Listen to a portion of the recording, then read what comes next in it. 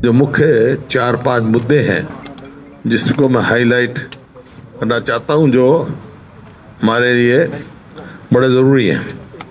एक तो जो अभी इन्होंने यूनिवर्सिटीज़ के सिलेक्शन के बारे में कहा कि भाई HPSC और HSS कमीशन सिलेक्ट करेगा, वो यूनिवर्सिटीज़ की ऑटोनॉमी ख़त्म करने का एक कदम होगा जो कि शिक्षा के हित में नहीं है, और ना ही नई शिक्षा के जो शिक्षा नीति है केंद्र की उसके अनुसार है ये, ना ही UGC की गाइडलाइंस के अनुसार है, ना ही जो आपने यूनिवर्सिटी के रूल्स बनाए हुए हैं उसके अनुसार नहीं है। सब यूनिवर्सिटीज़ ने अपने अपने बनाए हुए हैं, आप देख सकते हैं। ये तो एजुकेशन पॉलिसी है 2020 की। ये पॉलिसी तो बात करती है ऑटोनॉमी कॉलेजेस को देने की, और ये यूनिवर्सिटीज़ का ऑटोनॉमी ख़त्म करने जा रहे हैं, ये आप देख रहे हैं इसमें। उसके अलावा आप UGC की गाइडलाइंस देखें, ये गाइडलाइंस है UGC की, उसमें एक साफ प्रोविज़न है कि क्या कैसे सिलेक्शन होगी, किस पोस्ट के लिए क्या होगा। शॉर्ट टाइटल है application, minimum qualification senior professor के लिए क्या होगी, इसके अलावा क्या सिलेक्शन का प्रोसीजर होगा, नोटिफिकेशन हुआ है। सिलेक्शन कमेटी क्या है, सिलेक्शन कमेटी एग्जिट, जैसे यूनिवर्सिटी में एग्जीक्यूटिव काउंसिल होती है वो तय करती है, और उसमें कौन कौन होना चाहिए ये आप देखें। ये देखो constitution of selection committees and guidelines on selection procedure UGC का है, उसमें कौन कौन होंगे उसमें इन्होंने प्रोवाइड किया है कि assistant professor in the university के लिए selection committee for the post of university shall consist of vice chancellor और is nominee and accommodation not below the rank of professor to be nominated by the visitor or vice chancellor. 3 experts in subject concerned nominated by vice chancellor out of the panel names. Dean of the faculty concerned, head chairperson of department and academician representing SC, ST, OBC, जो भी है, मतलब बाकायदा हर post के लिए qualification और selection committee UGC ने दी हुई है। अब जो सबसे बड़ी ये है यूनिवर्सिटी ग्रांट्स कमीशन, और इसी प्रकार से जो यूनिवर्सिटी है, MD यूनिवर्सिटी है, उसकी अपनी सिलेक्शन कमेटी है। अपॉइंटमेंट्स की सिलेक्शन कमेटी फॉर अपॉइंटमेंट्स, कौन होगा, वाइस चांसलर होगा, हेड ऑफ डिपार्टमेंट होगा, 2 आउटसाइड एक्सपर्ट्स होंगे। इस तरह अब करके इसी तरह हर यूनिवर्सिटी में, चाहे वो MD हो चाहे कुरुक्षेत्र हो, सबकी गाइडलाइंस है। इसका मतलब सारे जो यूनिवर्सिटीज़ के वो प्रोसीजर है सब खत्म हो जाएंगे। तो बल्कि आपको याद होगा पिछली विधानसभा में ये सवाल जब नकल का आया था, नकल के खिलाफ कानून, उस टाइम एक मिनट, तो उस समय ये कहा गया, मैंने सवाल उठाया था भाई ये तो फिर यूनिवर्सिटी की ऑटोनॉमी खराब करेगा। जब यूनिवर्सिटी भी लागू करने की बात कही तो उस टाइम, और मैंने ये भी कहा था कि सिलेक्शन और ये जो है वो तो वो लेने की बात होगी, वो ऑटोनॉमी खत्म करेगी यूनिवर्सिटी।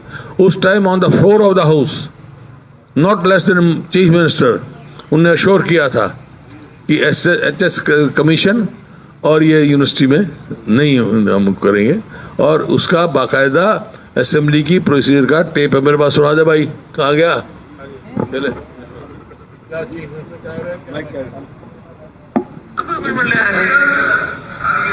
अडॉप्ट करेगी, ये आपका जैसी बात नहीं है।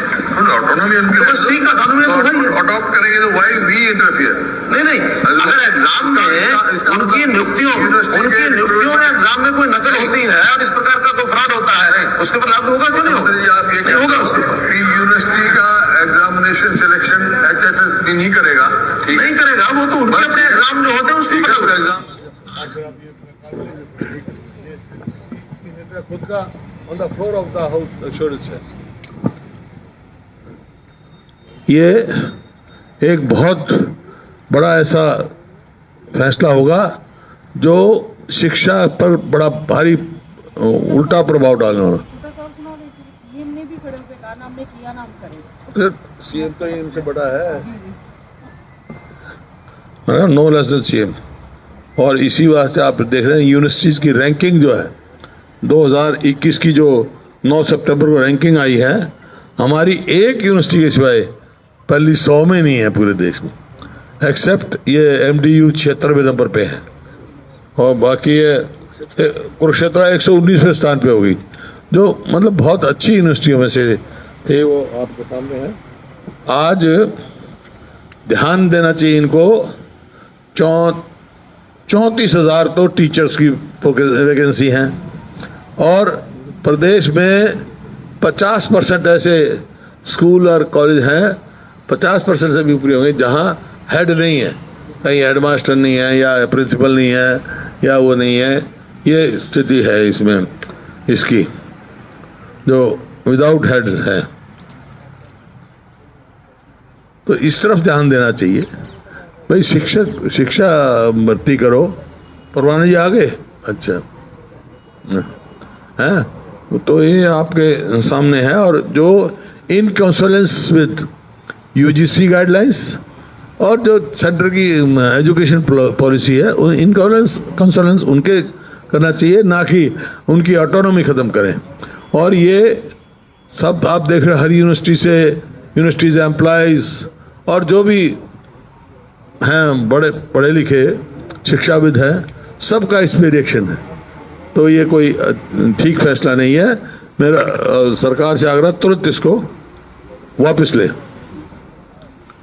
दूसरी बात, जहाँ तक किसान की बात है, दूसरा इशू मेरा किसान की बर्बादी की तरफ है। ये इनके कोई सा घोषणा पत्र उठा के देख लो आप, ये है बीजेपी जेजेपी का कि एक एक दाना खरीद करेंगे हम MSP पे, एक एक दाना ही खरीद का इंश्योरेंस था। तो क्या बाजरे में क्या हुआ? बाजरे में 600 इन्होंने 72 रखा और बाजरा बिका 800-900।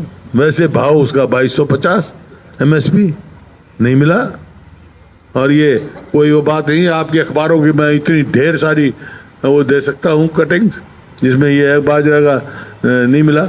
इसी प्रकार से धान की ये देखो, PR नहीं बिका तो गांव बड़ौली के किसान आत्महत्या की चेतावनी तक दे रहे हैं, और कहीं मंडी बंद कर रहे हैं, कहीं ताला लगा रहे हैं, और इन्हें ऑल ऑफ सडन खरीद बंद कर दी और MSP नहीं दे रहे उसकी। और धान खरीद में आज से 2 साल पहले भी कहा, घोटाला हुआ कि हम जांच कराएंगे, उसकी जांच की रिपोर्ट कहाँ है? भ्रष्टाचार चरम सीमा पर है। आज जो जांच की बात कही, जांच इस साल भी बहुत जबरदस्त घोटाला हुआ है। हाँ, मतलब जिस प्रकार से घोटाला किया, यहाँ के खरीदार तो, यहाँ के किसान को तो धान खरीदा नहीं, बाहर से खरीदते हैं। और ये भी कमाल की बात है, 1960 रुपए जो MSP है, उसकी रसीद उतनी कटती है, लेकिन किसान पर कटौती लगती है। वो कटौती का पैसा कहाँ जाता है? मॉइस्चर के नाम का, लेकिन FCI वहाँ से तो 1960 पेमेंट हो रही है। तो ये बहुत गंभीर विषय है, और किसान को हर चीज़ का परेशानी देख रहे हैं। अब यह रोज बयान आ जाता है सरकार की तरफ से, कभी किसी मंत्री का, कभी किसी का, कि भाई खाद की कोई कमी नहीं है हरियाणा में। तो मेरा एक ही सवाल है, खाद की कमी नहीं है तो मेरी बहन बेटियां लाइन में क्यों खड़ी है? क्यों अखबार वाले फोटो देते हैं उन्हें? एक एक कट्टे के लिए सुबह बैठती हैं, शाम तक जाती है। कमी नहीं है तो ऐसा तो मैंने कभी सुना नहीं, कभी देखा नहीं हमारी बहन बेटियां लाइन में खड़ी हों। तो मेरा है स्वास्थ्य का। कोरोना आया, महामारी थी, सबने लड़ाई लड़ी, लेकिन सरकार ने क्या कदम उठाए? कोई खाली जगह जितनी है वो जगहें भरी गई क्या? कोई बेड बढ़ाया गया क्या? अभी ये डेंगू आया, मतलब बहुत सारे अस्पताल तो ऐसे हैं डिस्ट्रिक्ट लेवल के, जहाँ डेंगू की जो मशीन टेस्ट करती है ना, प्लेटलेट्स की सेपरेट करती है, वही अवेलेबल नहीं है। डेंगू टेस्ट का पूरा किट अवेलेबल नहीं है, और लोगों को बेड में मिलने में परेशानियां हैं। बेड भी नहीं मिल रहे, बहुत सारी परेशानियां हैं। तो कोई चारी इनकी हेल्थ वो है नहीं, और इनकी सरकार की लापरवाही इस बात से नजर आती है। 2021 और इसकी जो सेंट्रल गवर्नमेंट से हेल्थ इंफ्रास्ट्रक्चर के लिए मदद मिली है, सेंट्रल गवर्नमेंट ने बहुत सारे स्टेटों को दिए हैं। हमारे पड़ोसी पंजाब को 400 करोड़ और हिमाचल को शायद 80 करोड़ के करीब दिया है, लेकिन 98 करोड़, लेकिन हरियाणा को एक पैसा नहीं दिया। क्यों? क्योंकि इन्होंने क्लेम ही नहीं रखा अपना।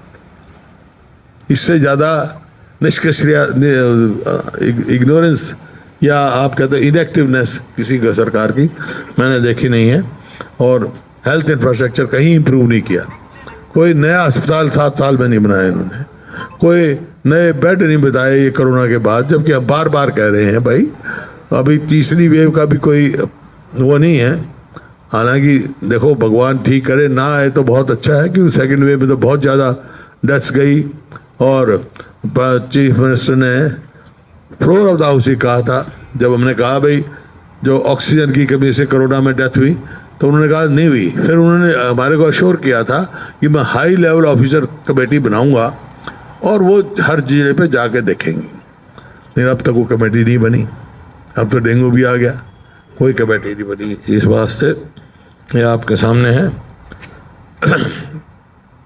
और जो बेरोजगारी में जो हरियाणा नंबर 1 हो गया है, और जो युवाओं की आंखों में धूल झोंकी जा रही है कि भाई 75% हम वो लेंगे, और जो स्टेट रेजिडेंसी सर्टिफिकेट है वो 5 साल के उसमें रख दिया, 15 साल से घटा के। अरे 80% महाराष्ट्र में भी है, लेकिन स्टेट रेजिडेंसी सर्टिफिकेट तो 15 साल वाले को मिलता है। किसी भी स्टेट में देखो, कहीं भी हिंदुस्तान में किसी प्रदेश में 5 साल वाले को स्टेट रेजिडेंसी नहीं मिलती है, जिसको हम पहले डोम मिसाइल कहते थे। सुप्रीम कोर्ट की अब डोम मिसाइल तो देश के लिए हो गया, लेकिन स्टेट रेजिडेंसी है जो इन्होंने रिजर्वेशन रखी है 75%। नौकरियां बढ़ाई कहाँ हैं? किसको नौकरियां मिली हैं? अभी 2021 में कोई 180 SDO सिलेक्ट हुए इलेक्ट्रिकल, उसमें से केवल 22 हरियाणा के हैं। ये निकाल कर ये देखो, मैं तो आपकी खबरों से पढ़ता हूँ। SDO इलेक्ट्रिकल के 180 पदों की भर्ती में हरियाणा के कुल 22 ही हुआ, और उससे पहले हुए थे 80 में से 2। तो कहाँ जाएंगे हरियाणा के? हैं 80 की भर्ती में से केवल 2 प्रदेश के। तो ये युवाओं के साथ भविष्य खिलवाड़ है। हमारे इतने इंजीनियरिंग कॉलेज हैं, इतने इंजीनियर हैं, उनको नौकरी नहीं मिलेगी यार। उनको आंखों में धूल झोंकने के लिए कह रहे 75% कर दिया, और रेजिडेंसी का सर्टिफिकेट 5 साल का कर दिया। तो ये उनको धोखा देने किसी भी स्टेट में नहीं है। ये इनको वापस करना चाहिए। अगर हरियाणा के लोग बच्चों का भविष्य देखना है तो 15 साल ही रेजिडेंसी सर्टिफिकेट बनाना चाहिए। 5 साल का कोई हरियाणा के उसको लोग को फायदा नहीं होगा इसमें। और आप देख रहे हैं कि आज बेरोजगारी में हरियाणा नंबर 1 हो गया। क्यों? ये तो और तो नौकरियां छोड़ो, सरकारी नौकरियां जो 2014 में सरकारी जो थे एम्प्लॉयज गवर्नमेंट ऑफ हरियाणा के 4 लाख थे, आज घटकर 2,80,000 हो गए। और घटाने पर है, बढ़ाने का काम नहीं। इतनी पोस्टें खाली हैं। हर साल 2.5 लाख लोग बेरोजगार बढ़ रहे हैं, लेकिन 4% को ही रोजगार मिल रहे हैं। है?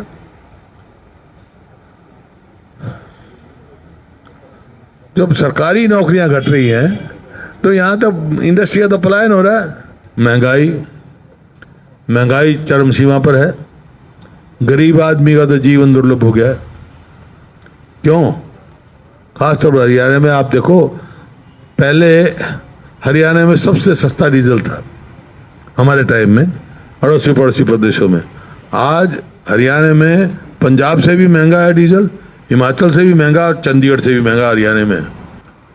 पेपर लीक में देख लो, बेरोजगारी के हिसाब में पेपर लीक। कितने पेपर लीक हो चुके, मेरे को समझ में नहीं आता क्या सरकार को क्या संकोच है, किसको बचाना चाहते हैं ये रोज रोज इतने ऐसा कमीशन के और उसके घोटाले बाहर आ रहे हैं, मतलब परचून की तरह नौकरियां बिक रही है। तो पेपर लीक की सीबीआई इंक्वायरी कराने में क्या संकोच है, जो हमारी शुरू से मांग है, असेंबली में भी जोर से रखा हमने, और फिर विधानसभा का जो आएगा उसमें भी हम जोर से रखेंगे इस बात को, पेपर लीक का मामला वो करें। और हम पूरा देश 75वीं आज़ादी की वर्षगांठ मना रहे हैं। मैं भी 75वें साल में हूँ भाई, मैं भी 47 में पैदा हुआ था जब देश आज़ाद हुआ। देश 15 अगस्त को हुआ था, मैं 15 सितंबर को पैदा हुआ था, ठीक है, एक महीने बाद। किसने देश आज़ाद कराया? एक आदमी ने नहीं, 100 साल के संघर्ष ने, 90 साल के संघर्ष ने। 1857 में हमने पहला आज़ादी का संघर्ष शुरू किया था, मंगल पांडे ने अंबाला से शुरू किया था, और 6 घंटे के बाद मेरठ में पहुंचा, और पूरी देश में वो फैला, रानी झांसी और सब पूरे देश में वो आज़ादी की लड़ाई गई, और निरंतर लड़ते रहे। बीच में लोगों ने कुर्बानियाँ दी, लोग फांसी पे टूटे, कितने शहीद भगत सिंह और कितनों का मैं नाम दे सकता हूँ, लोग जेलों में सड़े रहे, और लाखों लोग ऐसे हैं जैसे बहुतों को नाम पता है, गांव पता है, कुर्बानी क्या की ये पता है, जेल का रिकॉर्ड है, लेकिन लाखों लोग ऐसे भी हैं जिनका ना नाम पता ना गांव पता, उन्होंने देश के लिए अपनी कुर्बानी की पूरी जवानी। आज 75वां साल हम मना रहे हैं, लेकिन बड़े अफसोस के साथ मेरे को कहना पड़ता, हरियाणा में 7 साल में ना तो स्वतंत्र सेनानी की कोई पेंशन बढ़ी 1 पैसा, और एक समिति होती है जो उनके welfare, freedom fighter welfare committee होती है, उसका गठन ही नहीं कर रखा। क्या है, 75 साल में हमने भाई जिन लोगों की वजह से हम आज़ाद, उनका उसका गठन ही नहीं कर रखा इन्होंने। और ये हमारे विधायक ने उठाया भी था मेरे ख्याल में, है इसे उठाया भी था, लेकिन अब तक गठन नहीं हुआ। पिछले विधानसभा में उसका उठा, तो ये आपके सामने है। अब जैसे मैंने कर्मचारियों की बात कही थी, पहले हमारे समय में एक कर्मचारी 31 लोगों पर का भार था, और अब 95। हमारी इतना मतलब कटौती होगी, पॉपुलेशन बढ़ गई, लेकिन नंबर ऑफ एम्प्लॉयज घट गया, तो इसी वास्ते भ्रष्टाचार बढ़ गया, चरम सीमा पर है। एक कोई मतलब जो जिसके कोई नहीं होता, किसी को कुछ बना देते हैं, किसी कुछ बनाते हैं। और मैं तो आखिर में एक ही बात कहूँगा, बाकी आपके सवालों की इंतजार करूँगा, तो पूछेंगे। सब कुछ खत्म करने में लगे हैं, नौकरी, व्यापार, जंगल देख रहे हैं आप, अरावली को भी खत्म कर रहे हैं, उसकी मांग रहे हैं आज़ाद। जंगल, पहाड़ और नदी, जो हमने जो नहर को दी थी, ये दादूपुर नलवी नहर, कृषि, भाईचारा, कानून व्यवस्था और संस्थाएं जैसे यूनिवर्सिटीज की वो कर रहे हैं, शिक्षा, स्वास्थ्य सेवाएं, शांति और सुरक्षा, सब कुछ खत्म करने पे लगे हैं। मैं एक ही बात कहना चाहता हूं, अरे भाई कुछ तो छोड़ दो, हरियाणा में कुछ तो छोड़ दो। तो ये आज परिस्थिति हो गई, आज कानून व्यवस्था से लेकर अब आप देख रहे हैं किस प्रकार से जो राष्ट्र में जिन्होंने अपना नाम कमाया, महिला पहलवान, उसको किस तरह से गोली, उसकी माँ, उसकी भाई को भी, उसकी माँ को भी रोज ऐसे हो रहे, मतलब किसी को अदालतों में गोलियां चल रही है, किसी को लगता ही नहीं है हरियाणा में सरकार है, ऐसा प्रतीत होता है सरकार है ही नहीं।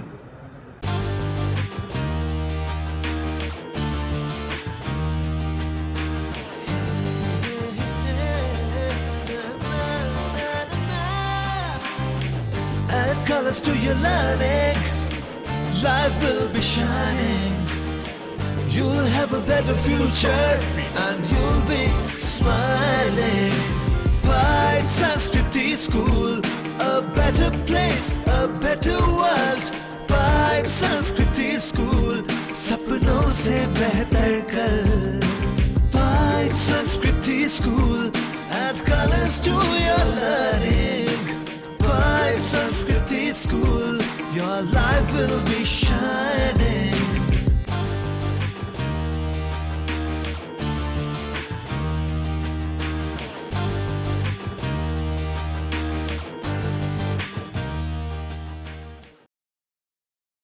Samsung LED TV, Western LED TV, Westway LED TV, world class LED TVs under one roof, 0% finance आए बालाजी इलेक्ट्रॉनिक्स पर।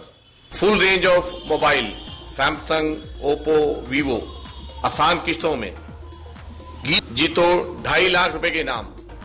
आप सभी को दीपावली की हार्दिक शुभकामनाएं।